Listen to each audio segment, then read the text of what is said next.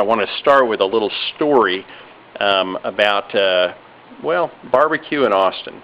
I was recently asked if I were on death row and I had to order my last meal, what would it be?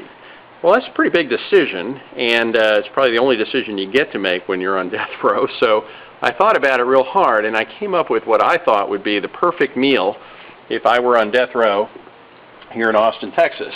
I would start with barbecue, of course, and I would want to get some barbecue pork ribs from the Salt Lick. They have the best pork ribs in the business. I'd want to get some beef ribs from the Ironworks downtown. They have the best beef ribs in town. And then I'd want to get some sausage, and I'd go for my sausage to the county line. And then finally I would wrap it up with Rudy's Extra Moist Brisket, because they've got the best brisket. I don't even normally like brisket, but their brisket is unbelievable, the Extra Moist. And I'd get the Rudy's Cream Corn to top it off. And I would have the ultimate last meal. In fact, I think I'm going to have that sometime, even when I'm not on death row. But in the meantime, it got me thinking about real estate, and I think to myself, you know, when I invest in real estate, you know, I want to use the best strategies for whatever the situation is that I'm dealing with. I don't care if I'm, you know, doing short sales one day and doing some kind of a sub-2 wrap situation the next day. I just want to look at each opportunity that comes my way and figure out how to maximize the most profit possible out of that opportunity.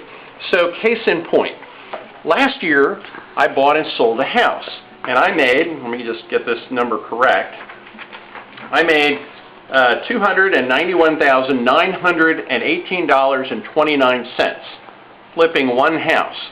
Now the best part of this story, besides the money, because the money was pretty good, the best part of this story is that I was actually the 8th investor that homeowner called when he was selling that house. 7 other guys got a call from that homeowner. 7 other guys walked into the house. They looked right and left and up and down. 7 other guys passed on the deal. Now, why would 7 guys pass on the opportunity to make $300,000 on one deal? Well, basically the reason was because it was a very complex deal. It involved many different strategies that are using many different systems and principles. So it didn't fit the model that any of these folks were taught. So they all looked at it and said, well, there's no deal here, and they walked away. So when I teach real estate, I teach all of the 12 top strategies for buying real estate. I teach short sales, I teach sub-2s, I teach wraps, I teach auctioning, I teach house swapping.